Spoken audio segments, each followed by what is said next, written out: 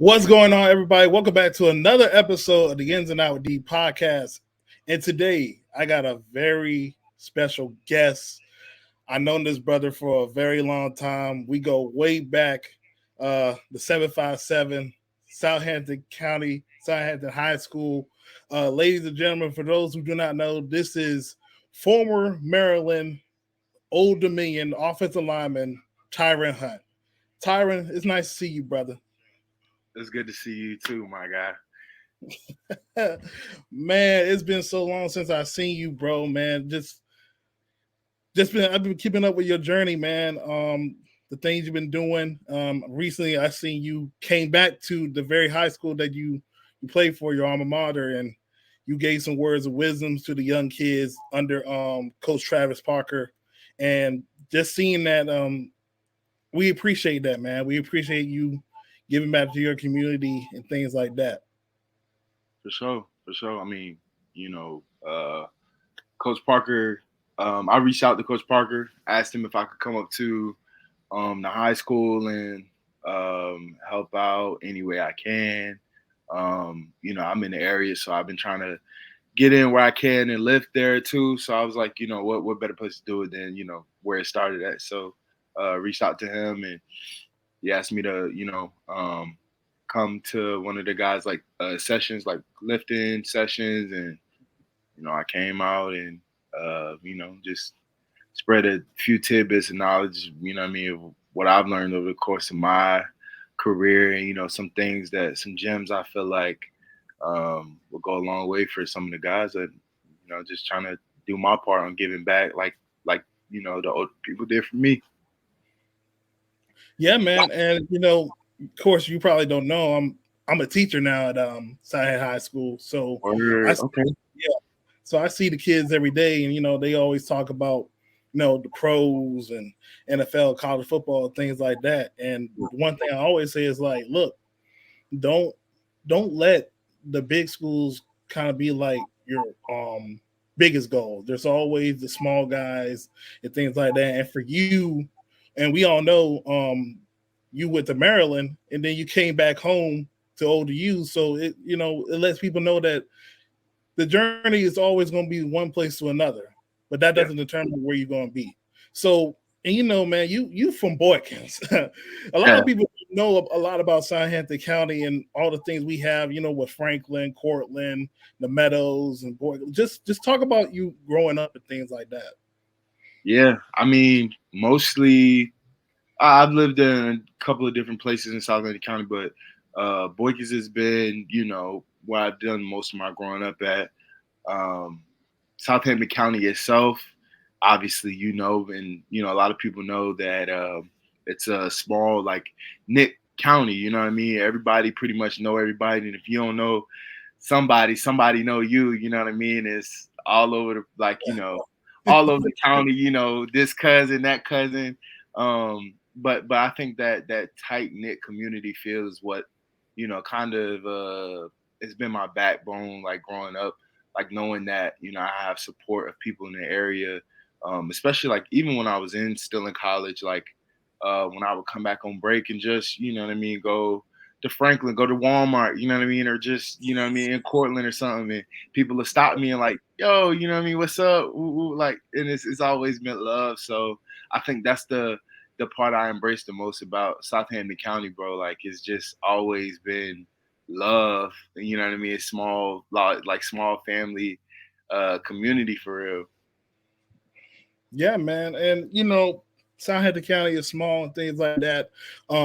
Also remember you used to play with my brother Tradell during Yeah, that time, and my you boy, know man. you were so you were a 3-star athlete at Southampton, and then you got your offer with Maryland. So can you tell us about that journey from being a small town like Cortland and Boykins and stuff to going all the way to College Park and playing at the University of Maryland, bro? I mean, we're talking about, like, you think about Maryland back in the day, we talk about Coach Ralph Fridges, Coach Fridge, and Yeah. Vernon Davis, all those Maryland legends and things like that. Even the basketball team is one of the best things about it. Like just talk about your journey at Maryland, going to a Power Yeah. 5 school. So, I mean, I was fortunate enough coming out of high school to have, a handful of offers, from multiple different schools. I think when it came down to choosing the University of Maryland, it was the best fit for me, and like the many things that I was really looking for out of a school. First and foremost, academically, degree from any school is big time, especially this day and age. But at the time, for me, I felt like having a degree from the University of Maryland would hold a lot of weight for my career beyond football. The area was located, I felt like it was so many opportunities to network and fall in a good spot with the job force. Because football don't last forever, and I was just trying to think long Yeah. term. And then on top of that, with the football program, just doing my due diligence on checking out the program prior to, they had the low numbers in offensive linemen at the time. The coaching staff, they had a pretty good, offensive system that I felt like I would fit in well. And the recruiting coaches at the time, like the recruiting was really good, and they were constantly checking in on me, and we talked a lot more outside of football, so it felt genuine, and it felt like somewhere where I should have been. So took my official visit, and I just kind of got that vibe that this was the place for me. That was where I was supposed to be at. So ended up committing, going there. I enrolled a semester early, which means I graduated high school a semester early, which was it's not very often. It's not. I didn't know that. Guys were telling me about it, like from other schools, like it was just the everyday thing. But I didn't know that it wasn't. Wasn't a regular thing in Southampton County. So. So you missed graduation. Yeah. I did. But Wow. yeah, yeah. And so graduated early, and I was at the University of Maryland at the end of January, 2017, and I mean it was a culture shock. You come from being a country boy where everything get dark and quiet past like 8 p.m. right, and Yeah. being in the city, College Park, it's fast life. You're right there by DC, right in the middle of DC and Baltimore, and it was just it was a lot to take in, not even including the college aspect of it, classes, the demanding schedule, practice, having to be at practice, just so many adjustments so fast.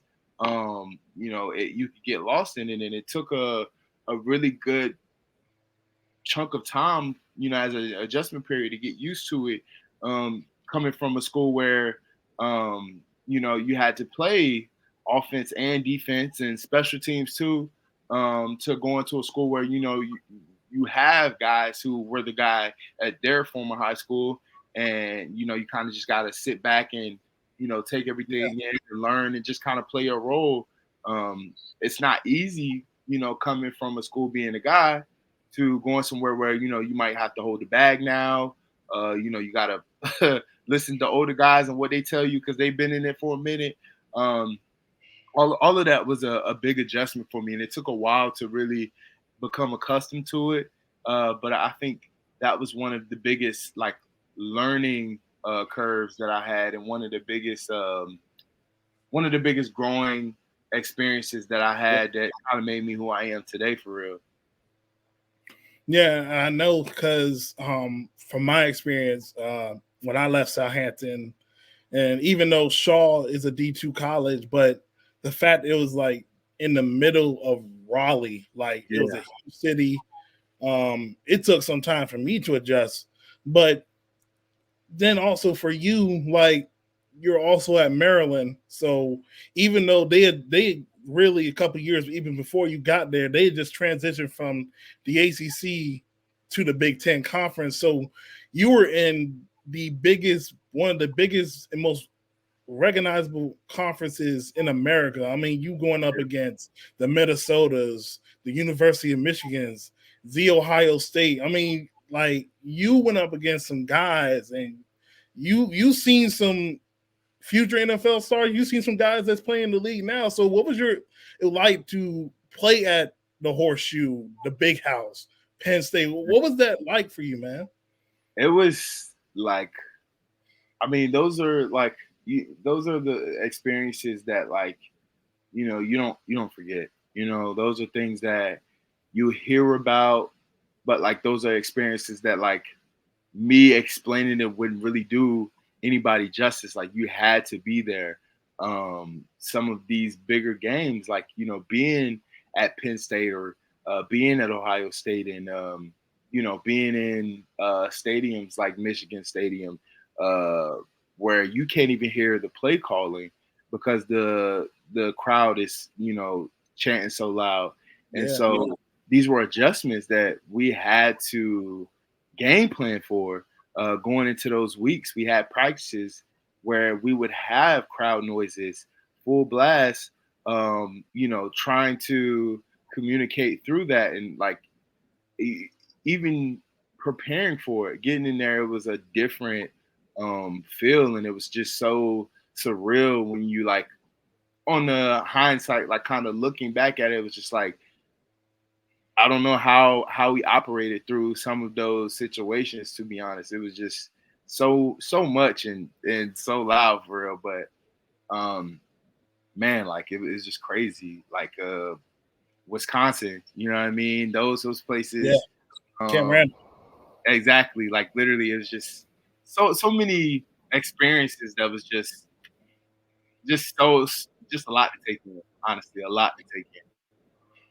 Man, that's dope, man. So after that first couple years at Maryland, you decided once you graduated. First of all, did you feel homesick even though you were at Maryland, like you were up there at College Park and stuff? Yeah. I mean, it's funny because like I did a good bit of growing up in College Park, so I always have love for University of Maryland. I always have love for the state of Maryland, DMV in general.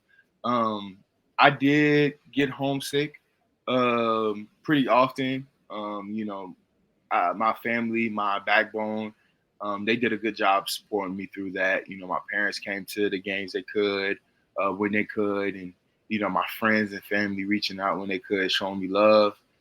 That's what really kept me going when I would, miss being back home, especially that first semester, man. While my classmates and the people, who were graduating in that second semester, I'm getting the full spill of college, and they're still, what I mean, on the decline, like enjoying that senior thing. So I think they did a good job of like, showing me that love and still supporting me while I was, so far away from home. But to answer your question, I definitely did get homesick pretty often. It was a good, it took a good bit of adjusting before I, could kind of man up and move around on my own.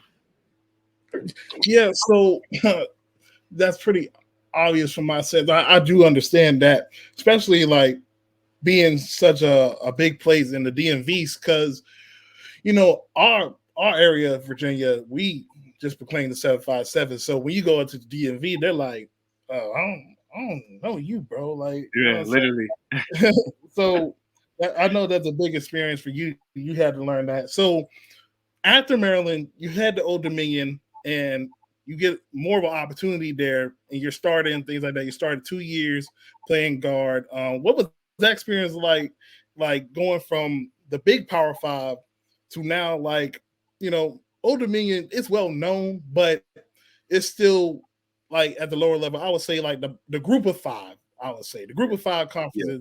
What's that difference experience like for you? It was definitely different. I would say like my decision ultimately to leave the University of Maryland was just for a better playing opportunity. I had got my degree, and I had, pretty much done a lot of different things that I set out to do. while being there, but I knew that if I was going to get any shot at being in the NFL, I had to get some starting under my belt. So competed. That summer camp of 2020, and just got beat out, flat out got beat out, and I sat down with my coaches and talked with them and kind of told them where my mindset was and kind of my plans, and they did a good job of keeping it real with me and kind of supporting me through it, and the transfer portal came up as an option, and so I decided to go that route after talking with my family and consulting with the people I needed to talk to. Talked to a handful of different schools, but it was weird times, man, during that COVID season. A lot of questions that needed answers, and not, a lot of time to answer them. But ultimately, I got the call from ODU, and knowing, well, not knowing, but being familiar with that coaching staff, first and foremost, Coach Ricky Ronnie and, a lot of the members on the staff, they came from Penn State, and that's the same Penn State system that was running the Big Ten. You know what I mean? They had Saquon, so they had guys, and their system was efficient, it proved efficient. So knowing that, and knowing that it was closer to home, being closer to my people, and just closer to my area, seemed like a no-brainer at the time. It seemed like a good opportunity to come in and do the things that I kind of was looking forward to doing at the time. The adjustment itself wasn't too crazy. I was, trying to weigh the good with the bad. It was coming to Old Dominion. It gave me the opportunity to play right away. You know what I mean? Something I was looking forward to. I got embraced by a culture of so many different guys. And it was, one of the first times where I really felt a part of, something greater than myself, you know what I mean? And what we were trying to build at the time. And, obviously, it wasn't as prestigious as University of Maryland with, the endless gear or, the big facilities or this super, super big campus. But, what I got were the things that I was looking for, and, my coaches, they did a really good job of, looking out for me and making sure they kept their words with some of the things that, we talked about and discussed initially with me coming. So, no regrets. I feel like it was one of the better decisions I've made in my entire college career. But yeah, it was an adjustment. There was, for every good thing, there's a bad thing. You know what I mean? Yeah. I agree. And show your highlight tape in the beginning, man. You were blocking people, bro. That felt good seeing that. I hadn't seen that video in a little while, so it was good seeing that. That's what I meant to say at the beginning. I'm not gonna lie, like I didn't done a couple podcasts, and your intro is fire, bro. I like that. That was good. Appreciate it, bro. Appreciate it. So now you're preparing for the 2023 NFL draft, and I think this is great for our county and things like that. So just tell us what's your process like, prepping yourself up for the NFL draft. What's it like what's your routines every day? Are you meeting with like a guy professionally teach you like routine stuff you need to work on? Are you meeting with scouts? Have you done any local pro days, things like that? Well, just tell us what the process is for you preparing for the draft. Yeah. So initially, after the season ended, I went to Texas and trained. I had really good facility, performance medicine and sports therapy in Plano, Texas. Trained with some really good trainers, really good season trainers. Logan Tooley Tillman, one of the top offensive line trainers in America right now. John Casa, he was our pro day trainer, and a lot of notable people were around my facility often. and train with a lot of guys who are in the NFL right now. So that was a really big thing for me, a really good time for me to really like hone in and lock in on some of the things that I needed to improve and work on. Did pro day, had a pretty good pro day, and now it's just kind of the weight game. Talked to a handful of teams. Been fortunate enough to talk to a handful of different teams, and I haven't participated in any local pro days, but I've been in conversations and been having a lot of different conversations with scouts and contacts and just the grip and grand, shaking hands and having these conversations. So it's been so surreal when I step back and look at it. This is the thing that every as a high school kid you dream of, like hearing your name on draft day, and just being at this point in time of your career, being fortunate enough to be at this point in time of your career. So I'd be lying if I said it didn't get overwhelming at times, but when I think of how far I've come, that keeps me going, and always putting God first, bro. Honestly, like that's what's gotten me to where I am, and that's what's what's moving me. But yeah, honestly, it's a lot, man. It's a lot. Like gotta you gotta be on your toes, man, because Yeah. what I mean. You gotta be able to drop those X and O's. You know what I mean. You gotta be able to talk football. It's so much more than can you block inside zone? You know what I mean. So Yep. Yep. um, it's a lot, but it's a good position to be in. I'll say that much. It's a good position to Yep. be in for sure. So because of that, so you also have some teammates on ODU that's also in the draft. You might, I don't know, you have played with a couple of guys that's also from Maryland in the draft too. Yeah.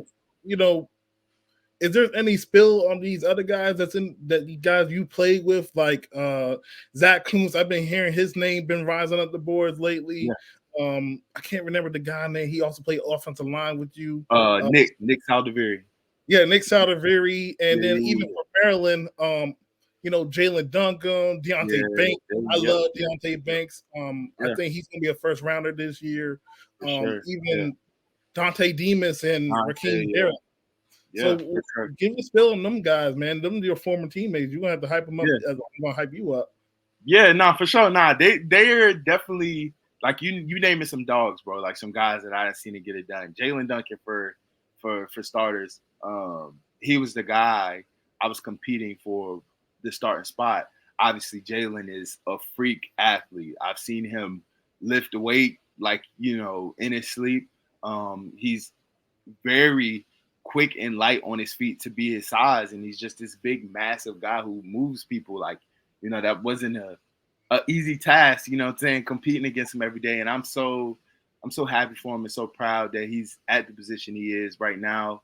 I think all of those guys you mentioned deserve it. Zach Kuntz, one of those guys, came from Penn State in the same situation, similar situation that I was in. Penn State? Yeah. So he was originally at Penn State, and then he transferred to Old Dominion the same time I did, and had a breakout season, bro. He was in one of those situations where he was just a diamond in the rough, bro, and he came and he shined. And Nick Saldiveri, he was he had been at ODU through everything they had been through and been going through, and he shined through it. Just kind of put some stain on his name. Just going in each game, just kind of earning his respect. Taking over Conference USA and the Sun Belt.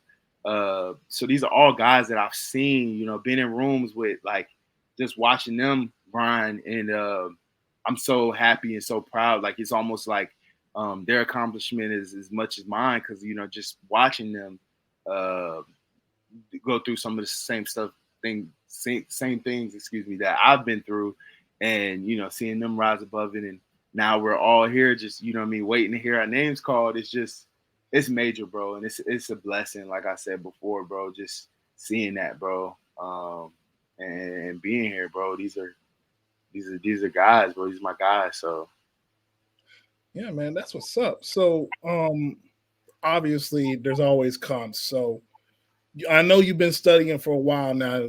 There's always somebody in the NFL that you model your game after. for And sure. who is that guy that you model your game and you feel like, hey, I think I could do almost the same things this guy could do at a high level? Yeah. So handful of guys that I constantly watch. Partially why I never really had a favorite NFL team. But lately I found myself rooting for certain teams more than I would any other teams. But overall, like there's a lot of guys who certain aspects of my game I try and imitate. I would say, one person that I model pretty much like tit for tat my game after is Trent Williams. I mean, obviously, everybody knows Trent Williams is a dog, bro. He has Silverback. exactly like has these crazy light feet, but this just aggressive demeanor when that ball snap, bro. And that's just kind of how I try to play. I try to use my athleticism as my advantage, being aggressive, run blocking, pass blocking, just kind of, taking it to the defender. So that's just kind of how I go about things and really model my game. I just remember, oh man, I just remember like I would watch his weekly cut ups, bro, when they had like the NFL cut ups and they would have Yeah. top 100 players, they would have those cut ups. And I would just remember, watching how he get in his stance and, some of his pass blocking techniques. I'm like, you know what? Tomorrow at practice, I'm going to work these same techniques he does with, how you get in his stance and dig his foot in. Get that foot in, bro. Yeah. Exactly. Yeah. I would say him. Tyran Smith is another guy. Man, there's so many people, bro. So many people. What is his name? Tyler Smith, who played at Tulsa. I watched him in person when we played them at our bowl game when we played Tulsa that year. I watched him. And man, his teammate Chris Paul, he's with Washington now. Yeah. So these are these are dogs, bro, living the dream. I'm trying to, live. So there's definitely been a lot of modeling my technique and my expertise of the game after, bro. Plenty of people, bro. I could literally sit here and give you a list of people. All right, Tyra. I'm gonna ask you this one simple question. I'm pretty sure you got this when you got interviewed. So, I'm a NFL GM. Mm-hmm. Tell me why I should draft you to an NFL squad. That's simple. At the end of the day, like I'm the guy who's gonna get it done by any means. I have those characteristics that are coachable. I listen. I'm coachable. I do as asked me, but at the end of the day, I'm gonna get it done by any means. I feel like not everybody has that factor about them, and if I don't do it right then, I promise you I'll get it the second time. And I think that mentality and that approach is something that not a lot of people are blessed with. So that mentality and that mindset is something that I will be bringing to whatever front office decides to take a chance on me when the time comes. I love it, man. You just got drafted by the Washington Commanders because we need O-line help. I'm serious about the last part, though. We definitely need some O-line help. Yeah. I'm gonna tell Ron Vera, say, look at Tyran Hunt, bro. He a guard. We definitely need it, bro. Yeah, for sure. Nah, for sure. Ladies and gentlemen, this is ODU guard Tyran Hunt, a brother from Southampton County. And with that being said, you just watched the Ins and Out with D podcast. I'll see you guys next time.